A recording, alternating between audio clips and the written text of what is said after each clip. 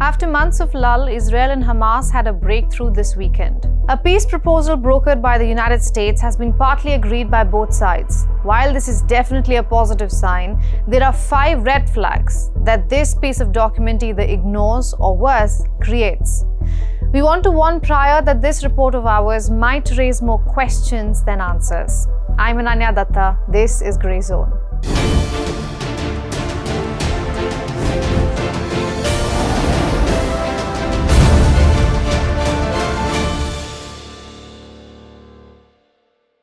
As we speak, delegations from Israel and Hamas are discussing a plan to end the war in Gaza. From the rebel group's side, Khalil al-Hayya, the most senior Hamas member outside of Gaza, is leading the discussion. Remember, al-Hayya recently survived an assassination attempt by Israel in Qatar. On the Israeli side, Dermer is negotiating, someone seen as one of Prime Minister Benjamin Netanyahu's closest and most trusted advisors. And the United States is being represented by Trump's son-in-law, Jared Kushner, and Special Envoy Steve Witkoff.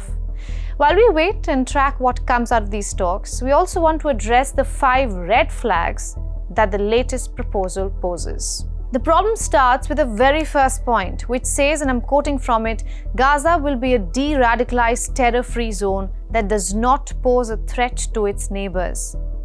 The question is, who decides what is radical and what is not? Because right now in the West Bank, even a teenager throwing stones or a journalist questioning policies can be labeled a radical. According to the UN, June 2025 saw over 100 Palestinians assaulted in a single month, the highest in 20 years. Settler violence has forced more than 1,100 Palestinians from their homes since the year 2022. If quote-unquote radicalization means any Palestinian resistance, political or armed, how can Gaza ever be declared safe enough for Israel to withdraw?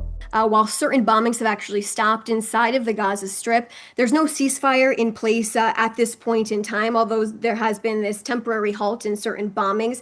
The Prime Minister has given orders actually for defense to fire back for defensive purposes, of course, if there is a threat to their life in the battlefield in Gaza. Point 16 of the document says Israel will not occupy or annex Gaza, but the very next line contradicts it. And I'm quoting again. The IDF will progressively hand over the Gaza territory it occupies to the ISF. I will come to the ISF in a bit, but let me continue quoting. Save for a security parameter presence that will remain until Gaza is properly secure. And this is the caveat. Even after the gradual withdrawal, Israel will retain a presence around Gaza's edges. It means Israel will stay in control of Gaza's borders, crossings, and airspace, just like since 2005. Point 15 of the plan introduces an International Stabilisation Force, ISF for short. A mix of US, Arab, and international partners will deploy to Gaza to train Palestinian police and coordinate with Israel and Egypt. The countries of the world, a lot of the countries surrounding Israel, frankly, Muslim, Arab, and many others have had great meetings with Hamas, and it looks like it's working. So we'll wait for a little while, see how it all turns out. On paper, that sounds like peacekeeping. In practice, it means foreign boots in Gaza, operating alongside the IDF and under US supervision. This is the same model that failed in Iraq and Afghanistan, where temporary forces outstayed their welcome and left behind dependency and not stability. And remember, Gaza is much more complicated than any other country. One of the most controversial points, a board of peace chaired by Donald J. Trump himself. It will oversee Gaza's redevelopment until the Palestinian Authority completes its reform program. Think about that. A foreign board managing Gaza's future, deciding who gets aid, what gets built, who qualifies as reformed. And among the many helping through it is Tony Blair, someone who has an awful track record in the Middle East. He doesn't command any respect specifically to Gaza.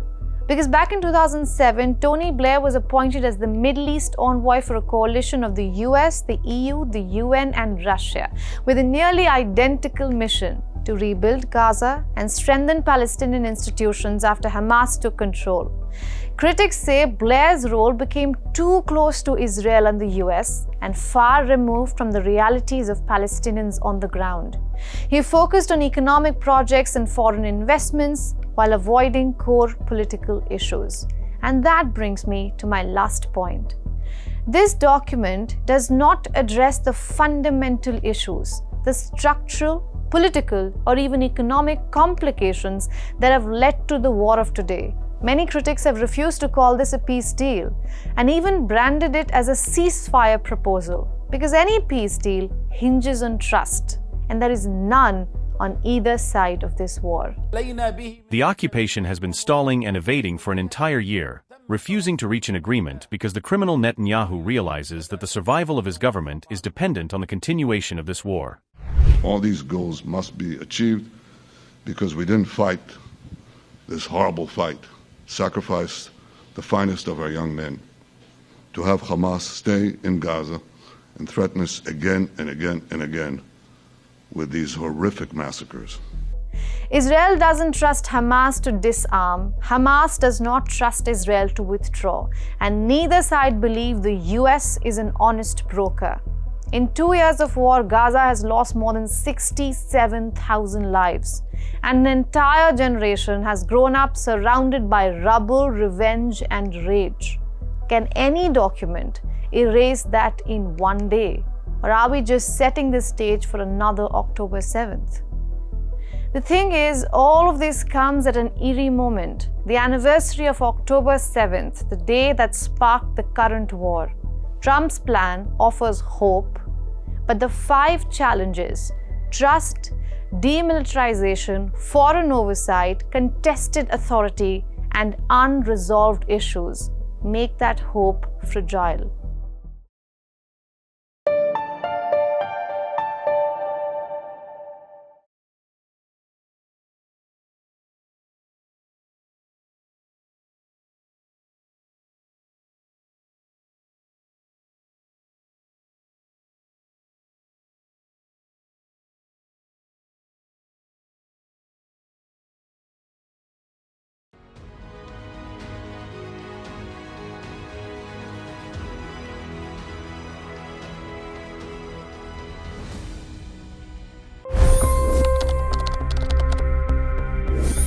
$25 crore गरीब गरीबी को परास्त करके बाहर निकले।